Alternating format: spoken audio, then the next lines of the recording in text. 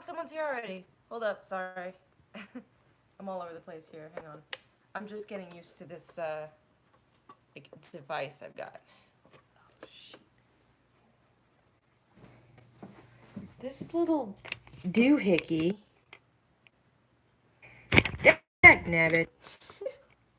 Okay, hold on. I got this. I got it. I got this. I know what I'm doing. Okay, hang on tight.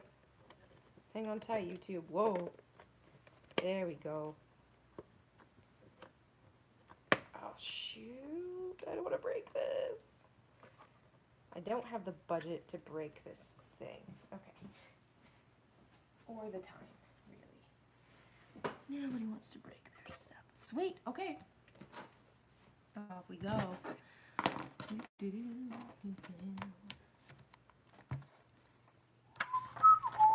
Okay. My list of writing projects is a little bit scary right now. Welcome to this bonus video. I think I'm going to keep my live videos up on my channel, and I'm going to put them in a playlist. So these are not part of the regular videos, but I think they can be beneficial, especially if I do Q&A.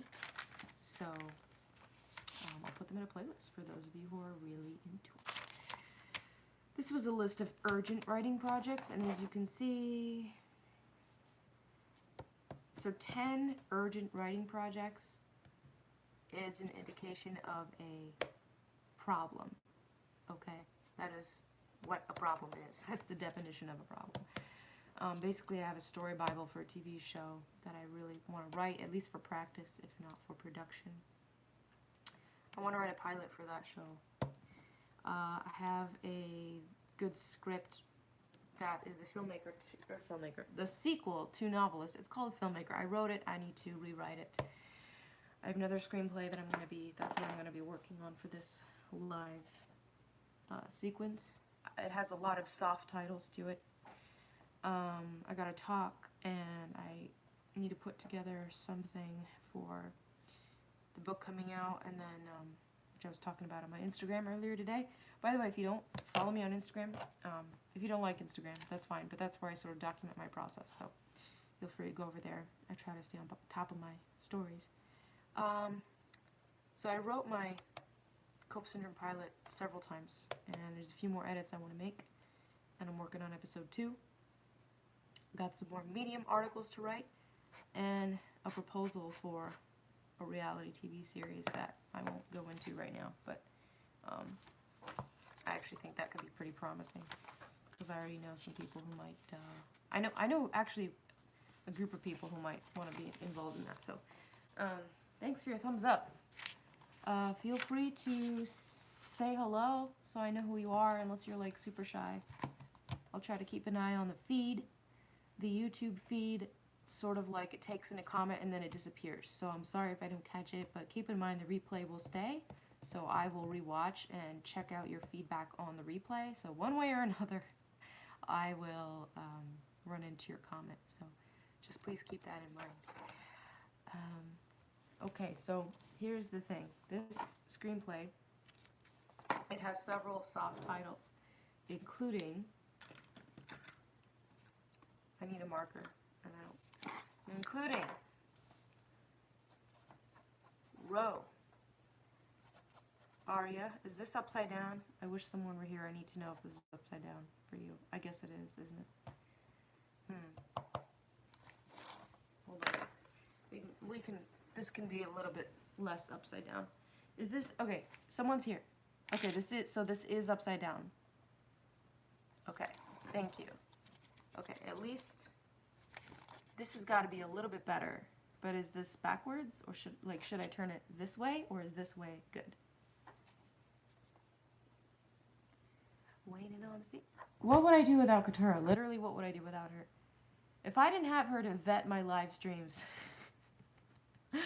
I would be more of a hot damn mess than I am.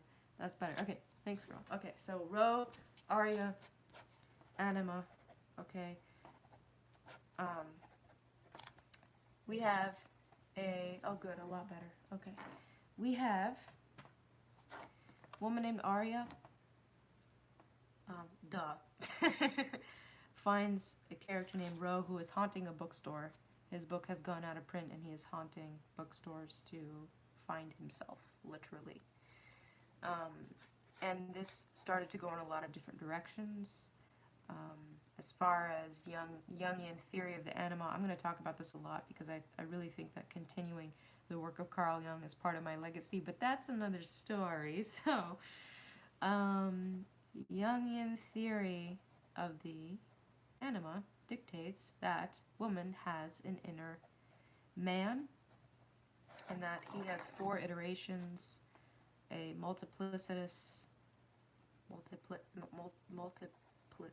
shoot, that's one of those words. He has a multiplicitous version. He has the multiplicitous and physical version of himself, the physical understanding of man, and then he has a provider persona where he becomes a flat provider without personality, without character. His sole purpose is to provide for her. And then he becomes the orator. This is only roughly chronological.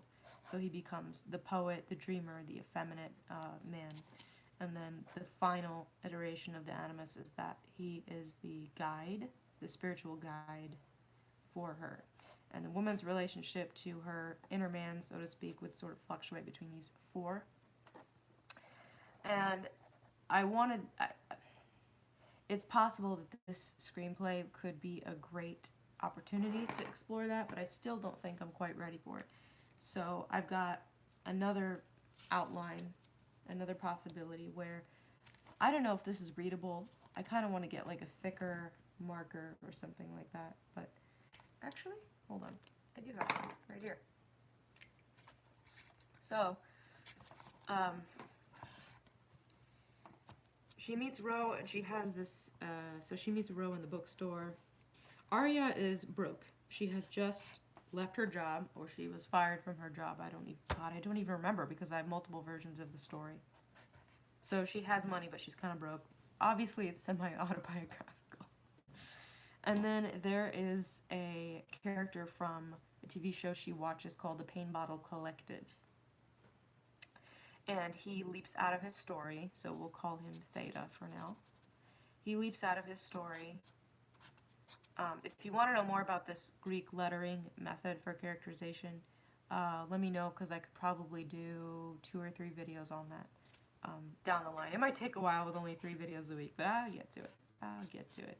Okay, so she encounters Theta, and then the idea is that there's like these escalating encounters with fictional men. Now, initially I thought maybe they could be from her past understanding of men, but then it honestly became like too big, and that's like a problem that I have a lot. So I think I want to keep it really simple. Like if I can just get people to buy into this idea that they're fictional to begin with, that'll be fine. Then we'll have some competition as far as who's going to get written about, which, oh, wow, I'm an idiot. I've basically written this story before though. Okay, hang on. I need to think for a second.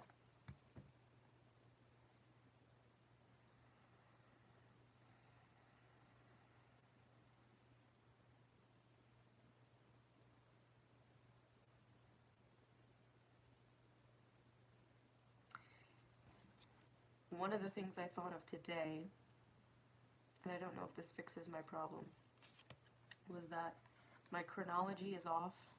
The tricky thing about screenwriting is you can't rewrite the text directly. Yeah. Yeah, it happens. I'm glad to know I'm not alone. These things revisit us, maybe because it wasn't right the last time. But if she there's no reason for her to encounter Ro first because that's the most difficult thing to buy into. So I'd rather maybe introduce her in her workplace first because it's turning into a feature. So we get her workplace, we allow her to be a little bit more rich in her character, we meet her friend in the bookstore, and then maybe she encounters Theta in the TV show. He starts talking to her from this television show, right? So maybe she encounters him first, and then she encounters Ro, because every time I write about her and Ro, they start to, how do I, things start to resolve themselves too quickly, but without enough conflict for it to be a short film, if that makes sense.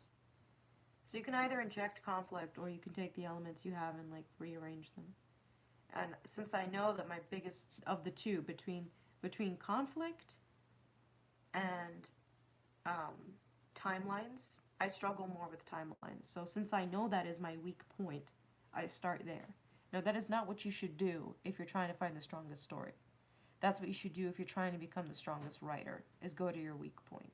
So timelines are my weak point. So that's why I'm going there. It's really for the challenge. So it would be a bigger challenge for me to rearrange this. So she meets Theta first, and then like somehow we lead up to Ro or Rowan. Just going to give him a name. I still sound pretty congested, huh? Okay, so here's the thing. Okay, this is unrelated. I'm a little concerned because I really like using YouTube Live, actually. But if people don't tune in, so to speak, it kind of wreaks havoc on your stats and your engagement rate, which I hate, and I feel like it's totally unfair. And Instagram has a lot more engagement. So sometimes I feel pressured to like make it quick, if that makes sense. But I'm not gonna do that. Not to worry. Okay, so I'll pull out the big guns here. Pull out the MacBook that one of the good results of having a paycheck. Getting this computer. Okay.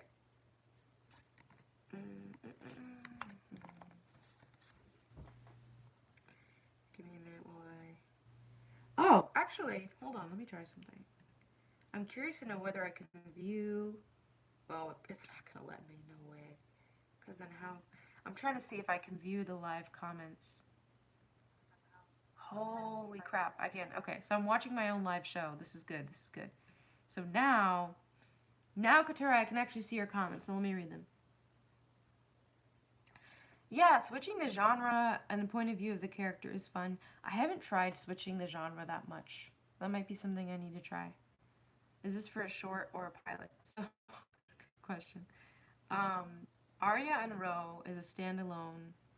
Well, every time I try to make something simple, it just becomes more complicated.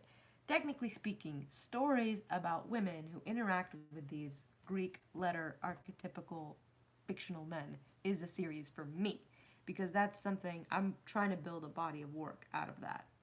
But putting that philosophy aside, okay, because it's not very marketable, this is a standalone script.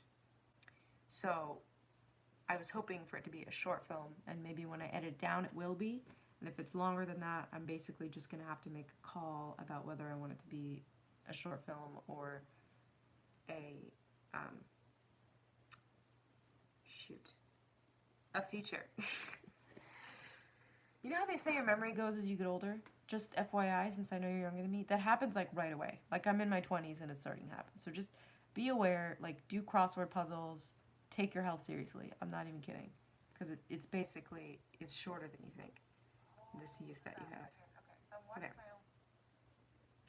Alrighty.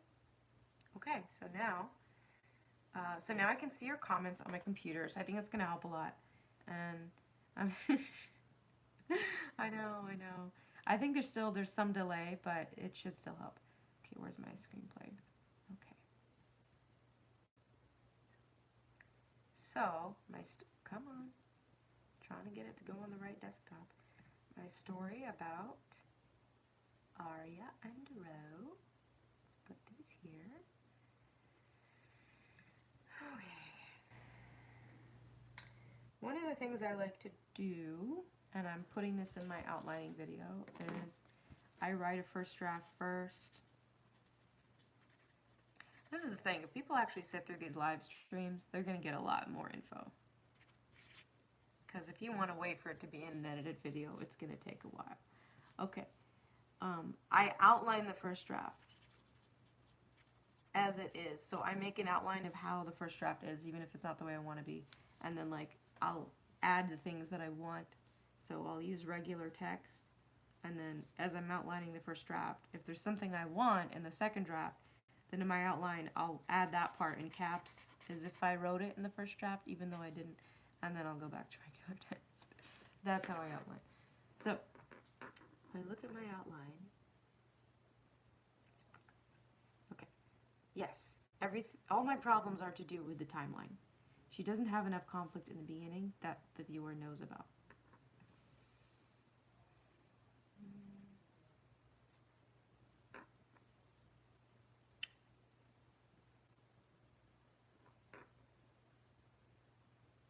The most tricky thing is how to communicate the character's experiences of being written about. And this was something I had a hard time with Delta Phi.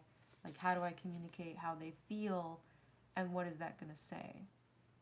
Like, I can communicate that they enjoy being written about, but in this new world of new rules, it's hard to say, like, what that actually means to the viewer. People might read into it too much or too little, and I'm going to have a hard time resolving what everything actually means for myself.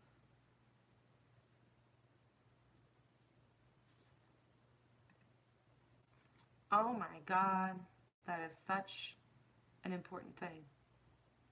Those beat sheets, good for you, because I always try to find shortcuts, and I shouldn't.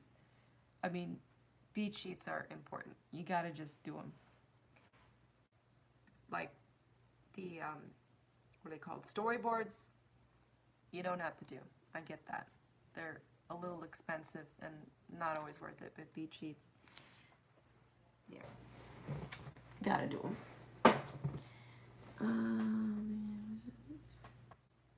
Yeah, so maybe you're right. Maybe I should do it more formally.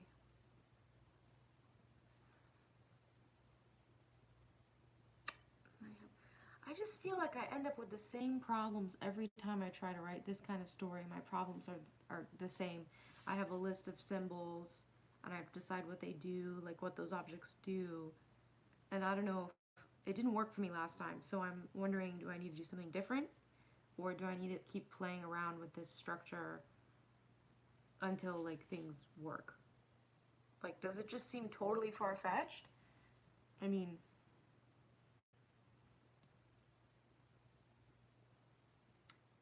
I don't know, you told me about that hashtag, though, and now I'm like, maybe it's not that far-fetched. Sons of Camille, everybody. Sons of Camila, and I'm not sure if those two L's are a Y sound or L's. But not relay. Okay, you're right. You're right. Not really. Not really. It's kind of new.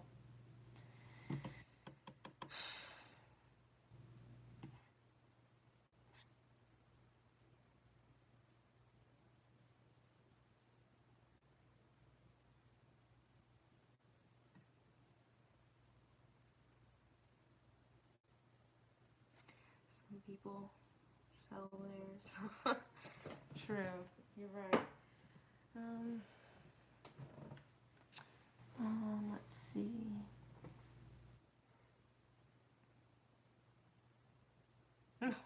You're fine. You're probably typing on your phone. Your spelling's amazing. My spelling on my phone is not good. I'm trying to tap into my original intention too. I think the new outline is good. I think that makes sense. I think I need to change the order of this and give her more time in the beginning and make sure that this is about her. Because if it's not clear that it's about her, we're gonna have problems. People aren't gonna, they're not gonna follow it. They're not gonna get it. So I have to finish a rough draft for this little piece, and then I need to rewrite it here.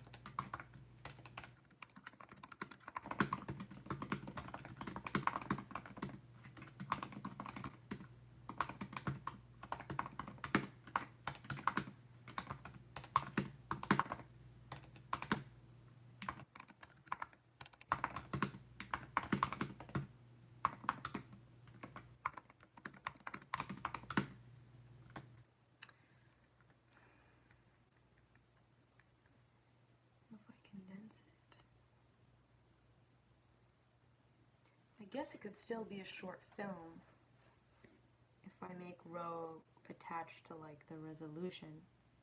If he's the resolution for her. But then I really have to complicate the problem.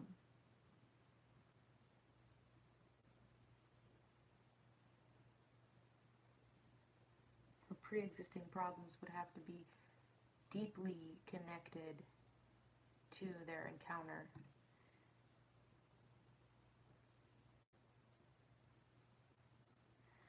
Katura, I know exactly what you're talking about. It's almost like when you write about your own gender, they become so much like you. And I think male writers struggle with the same thing. So I used to have both problems where it ended up being autobiographical and I just couldn't relate to them emotionally. Now I can definitely relate to my female characters emotionally. That took a lot of time for me to develop, but they still end up being close to me. So one of the ways that I deal with that is having more than one, which obviously isn't working for the screenplays, but like in Cope Syndrome, I have a lot of female characters. But I have trouble with them too, because if they're close to the same age, it's really hard to make them distinctive and make them sound different. Even though, I mean, I know the tools of the trade, I know the tricks, I know how to make characters sound. It just seems to take so much extra work. And yeah, the men, they stand alone, for sure. I mean, every once in a while I'll have a hybrid of two other characters I wrote about coming into one for another piece, but they seem to know their bit.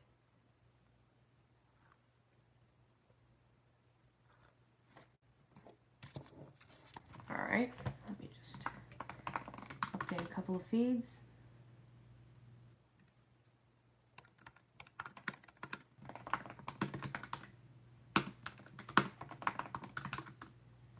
Twitter's so spammy. So spammy. Okay.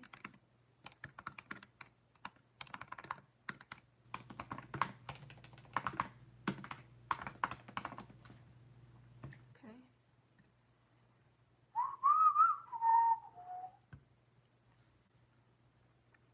She just fantastic.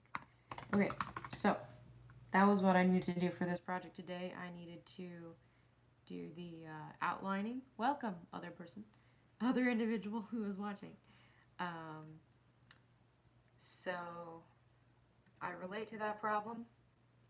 I think this is sufficient. I think this new chronology will give me some direction. And I need to move on to the next one. So, the short story that I want to attach to the end of Paint, potentially, is taken from a 7-book epic about the prince. And so I wrote him kind of like a long short story. I wrote it 2 more times, sent it, got some feedback from people I know, and I'm writing it again. I'm trying to rearrange things. So why don't I, actually this would be so helpful, honestly, if I could just tell the 2 of you what I wrote for my new summary today for this short story. And you tell me, because it really feels like it's still got the trimmings of a novel. Since you guys are from the outside looking in, obviously you're going to have a much better idea. You tell me whether you feel like this sounds like it can be a short story or not. Oh shoot, where did it go? I accidentally closed it. Hold on. There it is. Okay. There we go. Alrighty. Whoa. My tea keeps threatening to spill over because I'm using a little fold-out table. Okay, so you tell me. And you tell me if you think this sounds too childish, because that's something I get a lot, okay? So here's the summary. Here's what I got. So we have Prince montage. This is the prince. He's extraordinarily intelligent. He is the prince of a fantasy island that's hiding in the Dragon's Triangle off the east coast of Japan. He's in charge of the West, so he's the prince of the West. He has a lot of intel and research that is exclusive to the West as the prince, but he also has intel and research that's exclusive to him because he has discovered things about our world, the real world. And that's totally secret, like that's on him. He also has a pet that it's a wild to him, but it doesn't talk around anyone else, and he doesn't know, at least for the purpose of the short story, whether anyone else can hear it. So it talks to him, he talks to it, and this animal knows a lot of this intel because he sort of bounces ideas off of her when he's researching.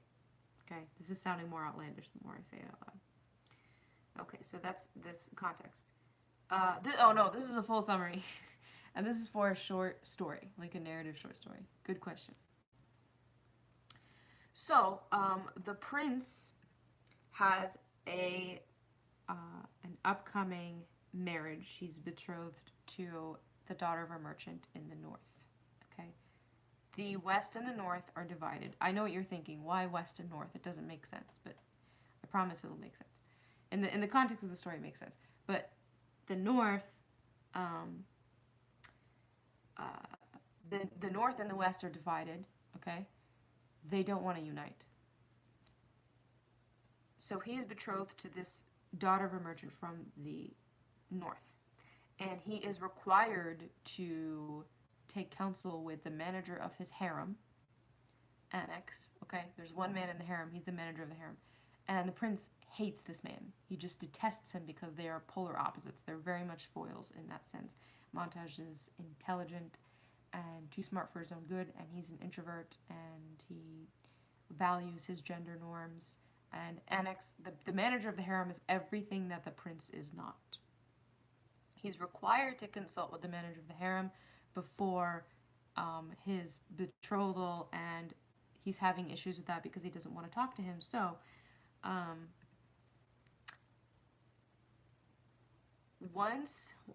don't want to, okay, I already mentioned that.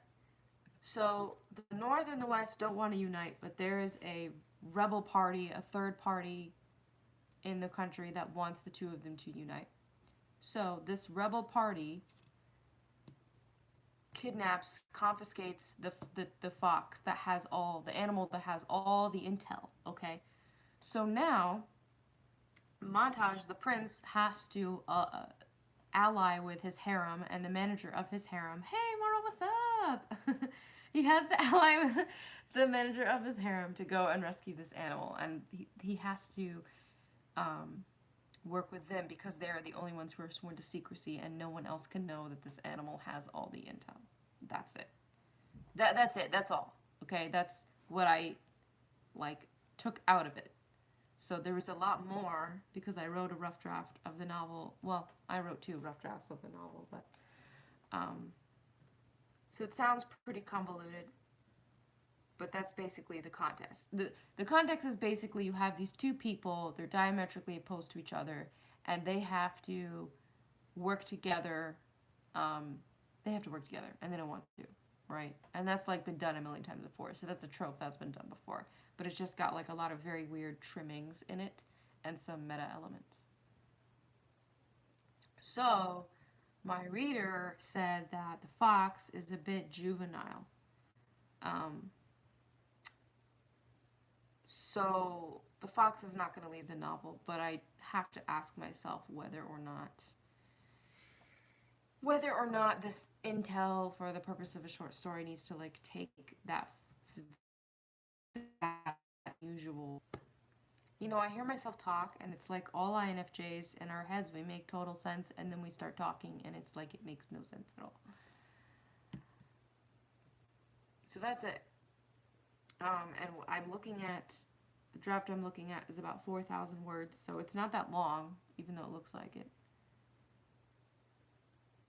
Well, because she has all the intel that they don't want the North to have, right? Which I guess brings the question, that's actually a really good point. We don't need to bring the third party in at all. Hold on.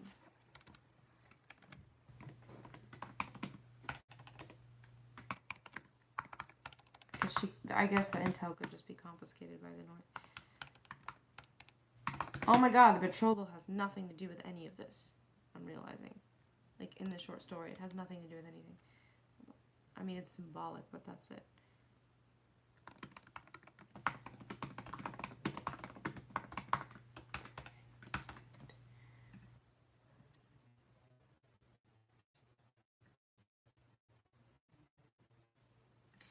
Oh, I see what you mean. So why, I guess you're wondering why would they be motivated to take the fox? And that's a question that is answered in the novel, but you make a good point because I don't see how I would answer that in the short story. It's very... Okay, so my new outline. Now that's not what the short story is. That's just my like outline for how I want to rewrite it. The way it is now is kind of like I just took off the beginning.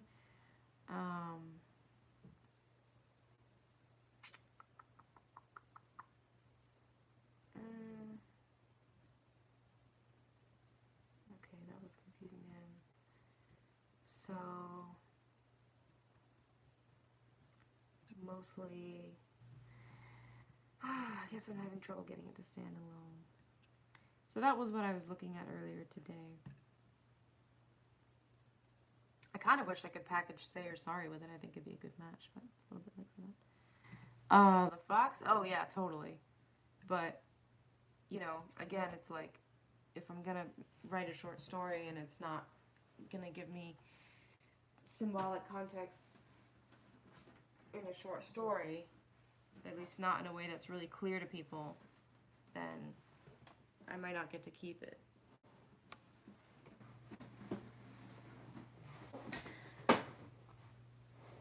Oh, the whole story? Gosh, I mean, yeah, it wasn't initially, but it is now. Yes, so it's, well,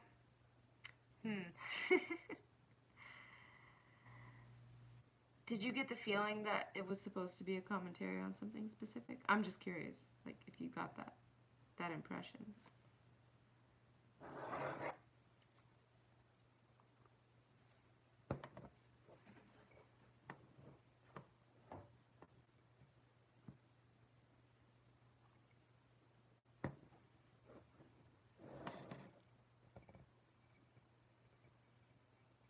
Oh, okay, good to know. It is. So the whole thing is kind of this is very soft because I haven't ironed this all out yet over the last 14 years. Haven't ironed it all out. But it's several things. I want to use an alchemical structure, and I want to use a 7-part structure, and it is a commentary on the nature of transformation. So, I make stupid sounds when I'm thinking. So, you have these conscious characters that are on this island. They're not exposed to anywhere else in the world, and so someone's talking. Hold on. Yeah, it's about transformation. The lead character is sort of illegally, not very transparently studying alchemy, right? Which is like technology for them. So the stuff that we are just coming into now about quantum physics, he is sort of heading into that before they've even fleshed out their their some of their other technology, right? So it takes place current day, but it's different environment, different agriculture, and all of that, which again is something that I don't think 20 years of writing experience is enough for me to get this right, which is why it's like down the line, right? So I've been working on this off and on for 14 years. I'm not ready to write this series. Like, I'm not. I'm working on it. I wrote another draft of the first book last year, but anyway. So he's working with these very advanced concepts about alchemy and transformation in our current time, but in this hidden country, which can technically be hidden for scientific reasons, and it can technically exist, but I'm not going to go into that. And he experiences throughout the course of the story this transformation symbolically, which has been done before. It was done in Harry Potter, so that part of it was done before. And he and his wife, who represent kind of like the, oh, what is it, the silver and the fire element or something like that. Again, it's not totally ironed out. They are the ones who sort of unlock and discover what we are, you and I, like the rest of the world, which you could argue is real people, but they're not real because it has to, shoot. You see how I'm talking? I'm trying not to talk in circles, and it just happens anyway. The point is, they know that people outside this island exist, and those people are us. Like actual real people, and they know that they're being witnessed in some kind of narrative. This is common knowledge in the world. They know they're being witnessed by some kind of narrative. And there are portals that are opening up between the witnesses. Thanks, Katura. Of course you do, because you're a freaking genius at this point. I mean, like, you understand everything I say. Like, you're rare as hell. Like, you gotta be my ambassador. So these portals open up, and he and his wife unite into an alchemical union that they then discover sort of the nature of reality via social media, which is one of the reasons why I'm coming back into social media now. I stayed away from it for a few years, for most of my life. So they do that like via social media. So this 7-part saga is actually going to happen in part on social media, right? So it's in part on books and part on social media. If all my projects were this ambitious, I'd never get anything done, right? That's why I'm writing short stories about them, and I'm accepting the fact that this might never happen. If I don't have the means, I might never execute this, just like I might never be able to execute my 10-hour film, right? But that's the concept, and I started it when I was 11, but I really like Monty. Yeah, interactive, totally interactive. So like he'd have his own accounts, and one of the ways, like the most recent book, I actually formatted as a series of accounts of like, that basically there is a narrator who's recording like all these different encounters on the internet with this prince, right? And she's like coalescing them into this thing. Anyway, I guess I used to be really uncomfortable talking about my ideas, but I've also copyrighted a lot of stuff by now, so I'm like more comfortable with it. And some ideas are just, you know, at the end of the day, like sometimes you have to share things and hope for the best. But anyway. Yeah, and there's a lot of people doing it, you know? But I think it's been kind of mostly sort of gimmicky. So I don't want to do it for the sake of doing it, because first of all, I will not win that game. There is always going to be someone who is more on top of tech than me. So that's not me. Like I've learned about myself. I know I'm not going to win that game. Just like I know I'm not going to win the videography game, because there's always going to be someone with more kit and more whatever. But certain games I know I can win. Like I know that I can write endlessly. You got to know yourself. Yeah, the characters interacting. They have their own blogs. Monty actually did have a blog, like back in the early days of the internet. And when I say the early days of the internet, I really mean the early days of the internet. It's something that would, you know, I think suit itself well to Tumblr or whatever Tumblr is going to be in the next few years. But I need to use Tumblr. Shoot. So that's it. It's a 7-part saga. So I got this little short story about him, but I think a lot of things have... R.I.P. T.A.T. What's, like, he had it or didn't work out? Oh no, what happened? What happened, Jenny? I'll wait on you. So, but thank you. Thank you so much for hearing me out about all this, because talking it out has made me see already, like, there's so many things that won't fit into a short story that I just wasn't seeing before. So that's good to know. Oh, it's a crying face. Shoot. I'm old. I'm old. Yeah. That happened to me too. He was getting the wrong kind of love, huh? That's happened to my characters in high school. So, since I'm here, thank you for letting me bounce my ideas off you. That seriously helps me. I can't even express how useful that is. I will take a question or two, or three, or four questions.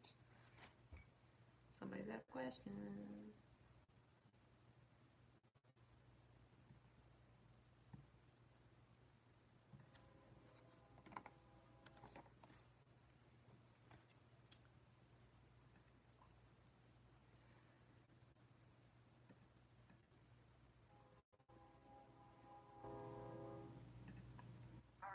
Everyone, I'm gonna Oops.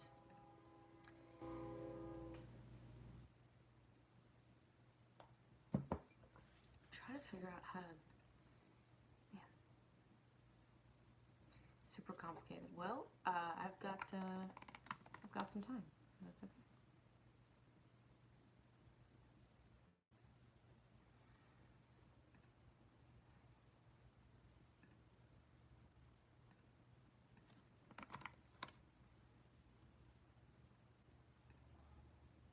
Oh shoot, what's my password?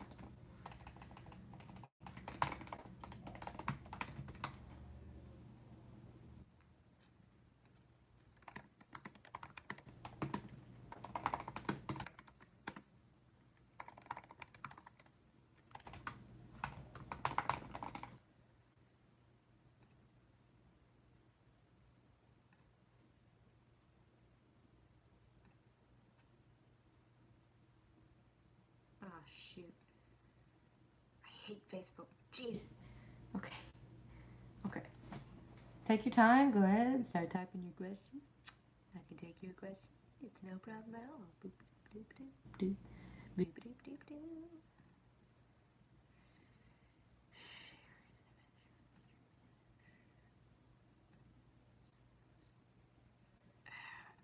Fine. Why is this so weird?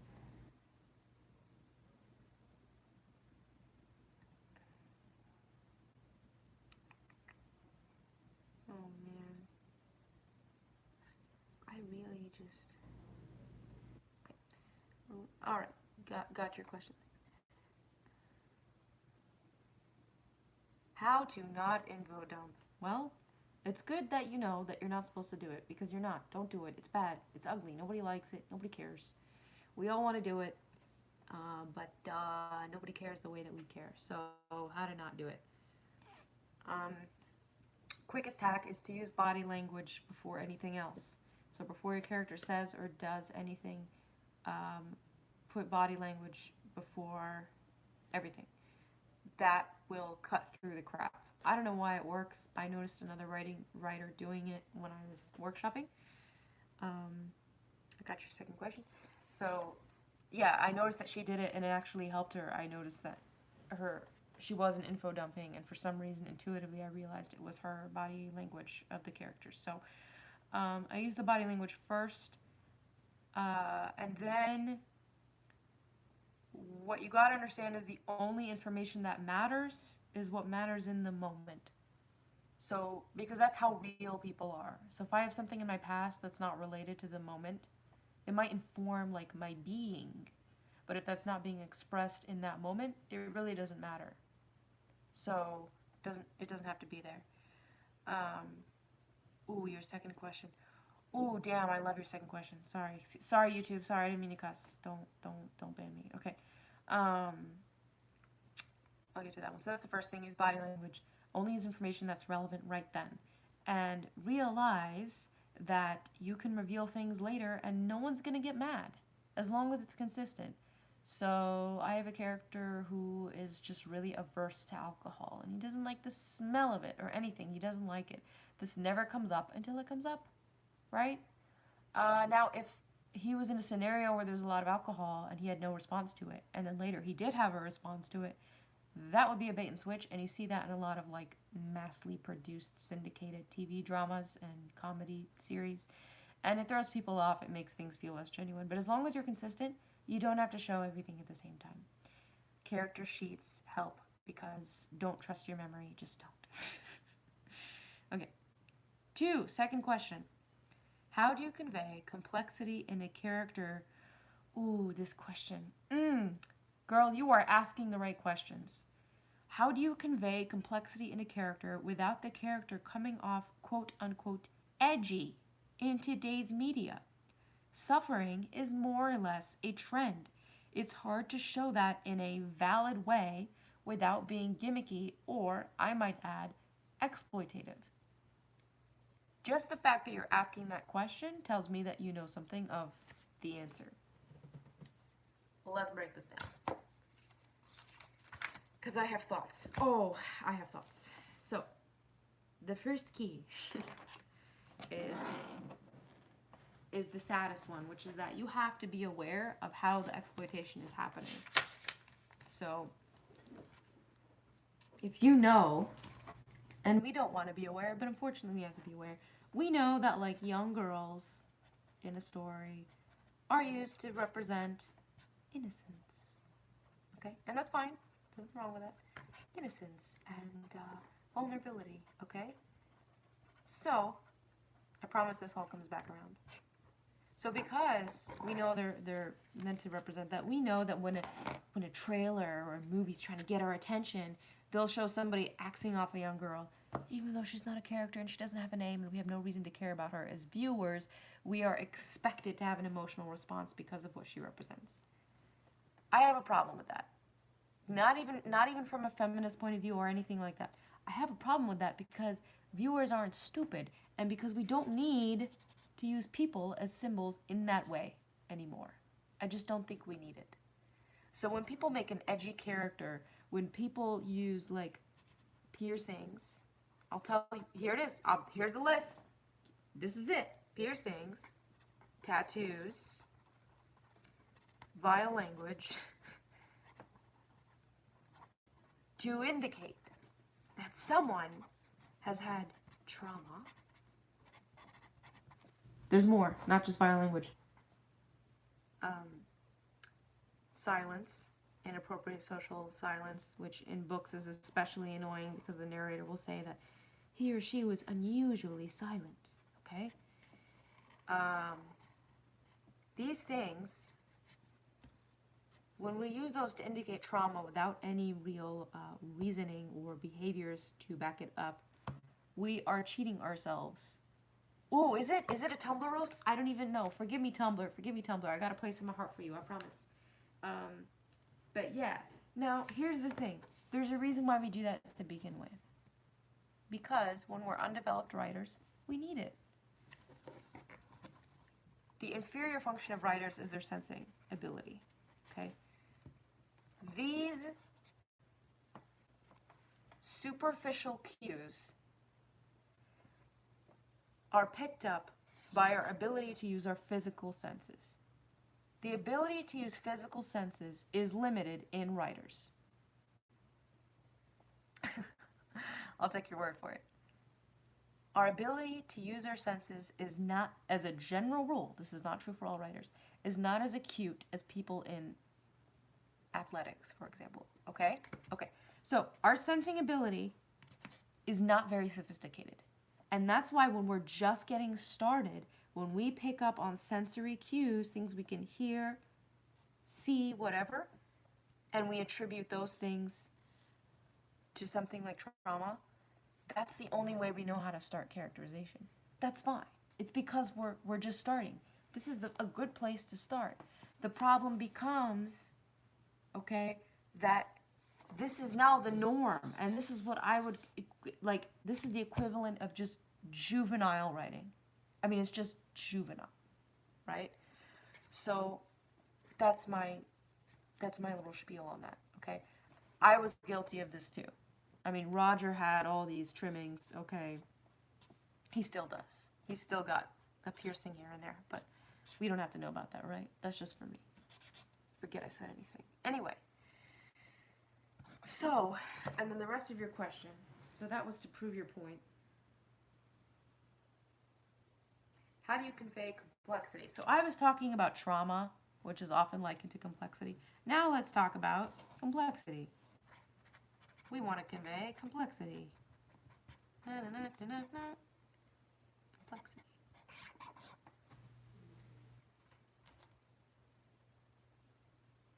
Emotionally edgy as in, are you talking about emotionally extreme behaviors in the character, or the expectation that the reader should just buy that the character has intense emotions without backing it up?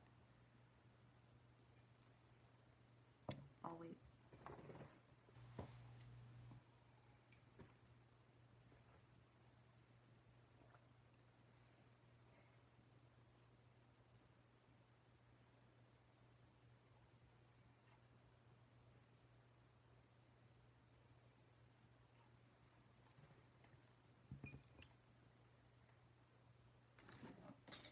Whoops.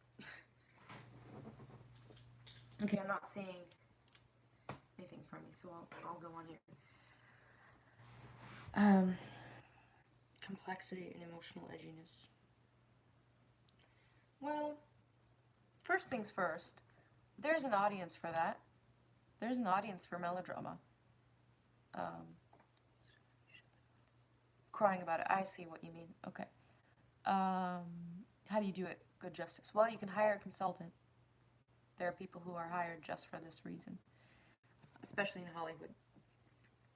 And that's something actually that I do for some people. Not anyone in Hollywood yet, but you can hire a consultant who can tell you sort of how to navigate something like depression or race or whatever. And that's especially important in entertainment, but obviously that's not an option we're all going to take. So that's the first thing. The second thing is, unfortunately, there's an audience for it. So there is an audience that wants to see an interpretation of depression that is what they think it is. You know, even if it's phony. That audience exists. Not everybody who watches movies is like deep and thoughtful. They just want to see what they expect to see. They want to see the language they expect to see. There's very few stories that bridge that gap effectively for both kinds of people. Breaking Bad is one of them. So, the best ways to mitigate that is, one, with strong performance and freedom given to strong actors, or if you are writing a novel. The best way to do that, if you don't know what you're talking about, like let's say you don't know anything about depression, you've read about it but you've never experienced it, the best thing is to use metaphors. So don't have him cry for no reason. Have him look at something that embodies how he's feeling.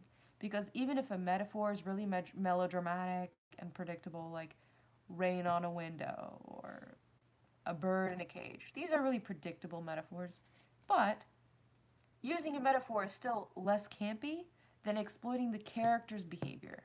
Because the character is the conscious being that we connect to as a human. Even if you're writing about characters that are animals or something. The things that have names that are conscious are characters. If you give a rock a name and a consciousness, it's a character. So don't exploit the conscious characters when you can use a metaphor. That's the first thing. Because what you're doing is, by putting a metaphor in his environment, like this is the character and he has depression. I am such an artist. Instead of having him cry, if you give him a metaphor like, oh, he's looking at a window and he notices the raindrops dripping down the window, which again, this is campy. Okay, it's not a great metaphor. What you're doing, I equate this to like, you're giving him a little nest. Okay? It's less exploitative. That's an emotional response. Now, why does that work? Why does this come off as more sincere? I don't know. But I can tell you that it works. So campy metaphor is better than exploiting the character for a certain emotion. The other thing that you can do is put yourself in a box.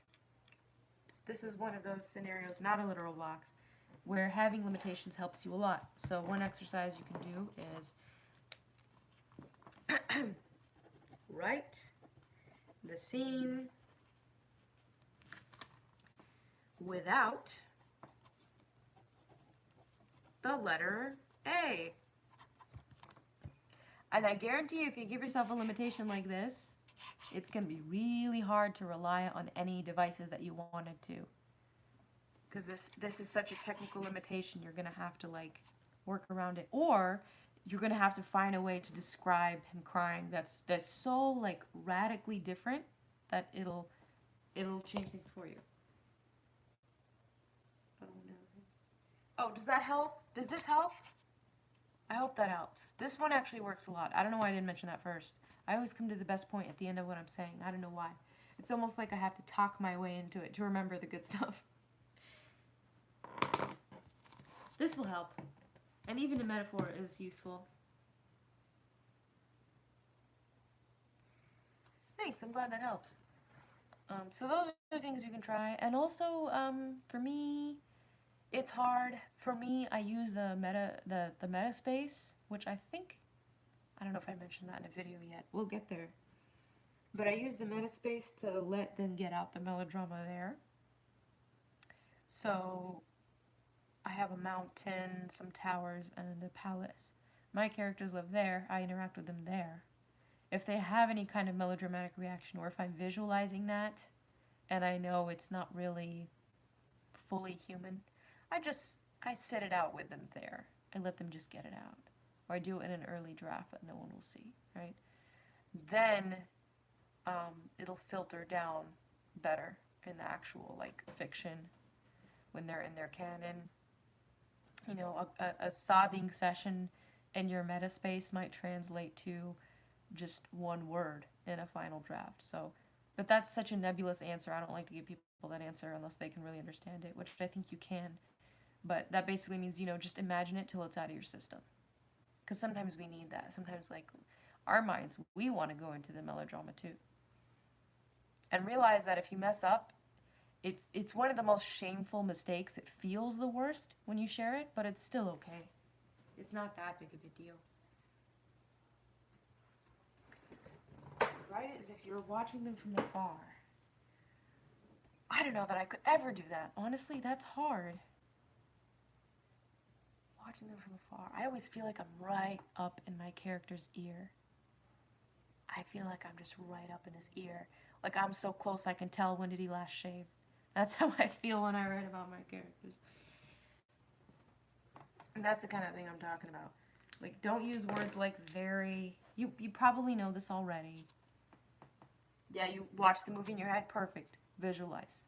Good. Don't use words like very. Don't use... if you're trying to convey an extreme, like closeness, like for example, right now, I was telling you how close I feel to my characters. I didn't say so close. I didn't say super close. I didn't say very close. I gave you a sensory representation by saying that I'm so close that I can tell when he last shaved. That's not really metaphor, but it's a piece of information that conveys the closeness. So, if you have telling and showing, let's say you want to avoid the melodrama, and illustrating, everyone says show don't tell. My English teacher in high school taught me this. This is a serious key too. I gotta make a whole video just about this. They always say show don't tell. I would say you can show, but sometimes you can illustrate. Like you can illustrate what they're going to. Use a metaphor, you know. You don't have to just say, and then he did this, and then they did it, and like you can illustrate how someone felt. You can tell by saying what words and phrases to stay away from. Ooh, okay, I'll do that next. I'll give an example of this. You can use telling by saying he cried. You can use showing by saying, you know, tears, you know, left his eyes or whatever. Like tears streaming down his face. That's showing. This is a little bit better. Or you can illustrate it. So you can use the rainy window. Or you can say that his eyes were hot. Those are illustrating. So try to stay in these two zones, right? And if you tell every once in a while, it's not that big of a deal. I need to make a video about this. I'm pretty passionate about this. Okay. Oh, good. Amateur question? It's not an amateur question. It's a great question because I need to review this. Everyone needs to review this. Everyone has these handicaps. Words and phrases to stay away from. First rule is stay away from words and phrases that you use a lot. J.K. Rowling has this problem. She actually uses a lot of the same phrasing over and over.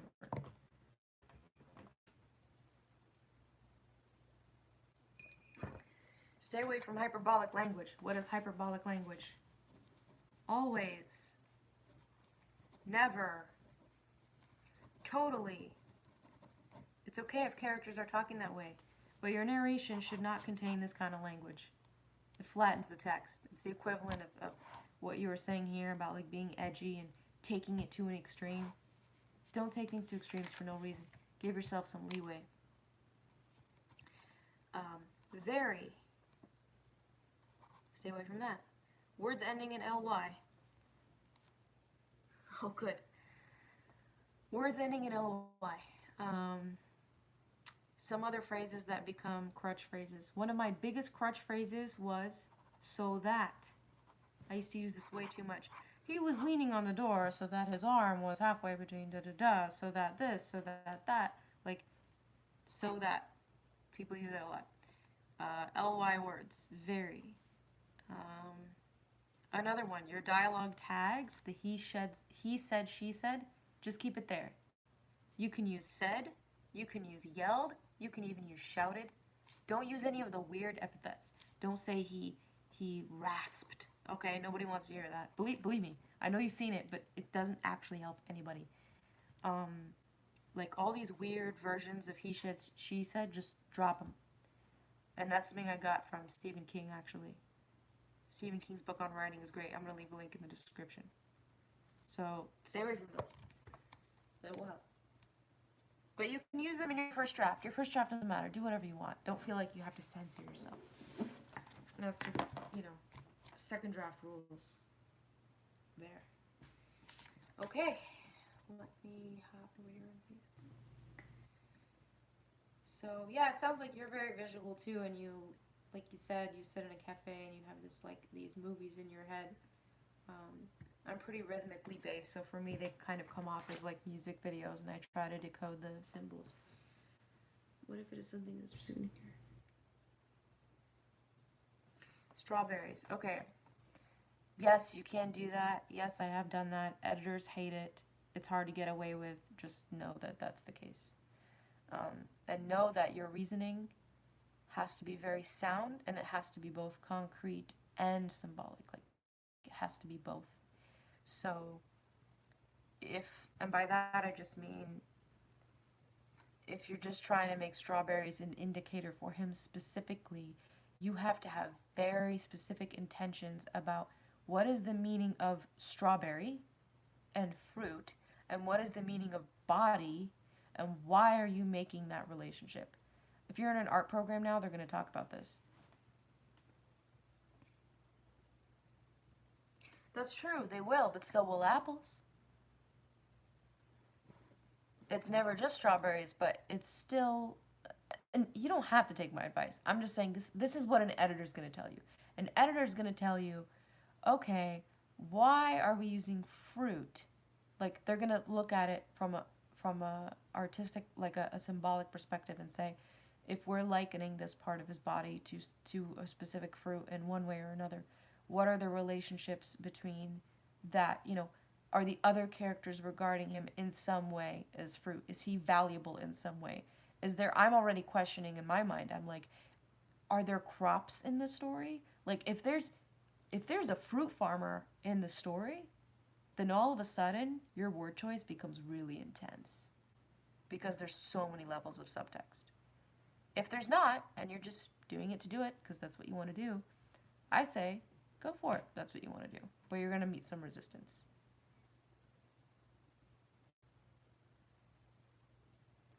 Does the scene in the story make it make sense for the other characters, or does it make sense for why the narrator is doing it? Because it's the narrator that's making that comparison.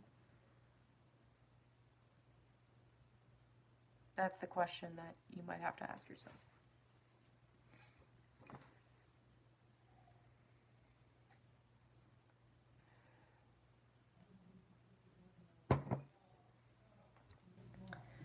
Pretty loud where I live, huh? Okay.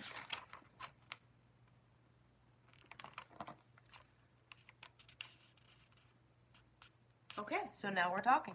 So if I were an editor, I would wonder what the relationship is between that character and that narrator. There doesn't have to be one. I'm just saying that's what people are going to wonder.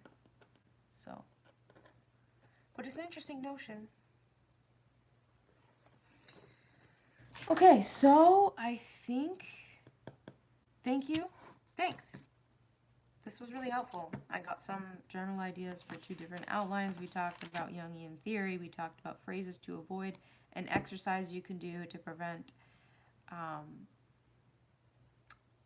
contrived emotions, telling versus showing versus illustration, phrases to avoid, like I said, and the relationship between like cliche trimming and complexity in characters. Oh boy.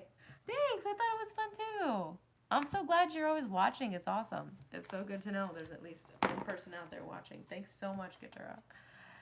It has been so much fun. So, thank you. I will keep this up on the channel. I'm going to make a playlist for bonus videos and live shows for announcements and that sort of thing. So, thanks very much for tuning in. Share. It might take a while to upload, but if you feel like this is useful and you want to share it, that'd be super cool. Thanks a lot. Bye. Stay connected, my friends.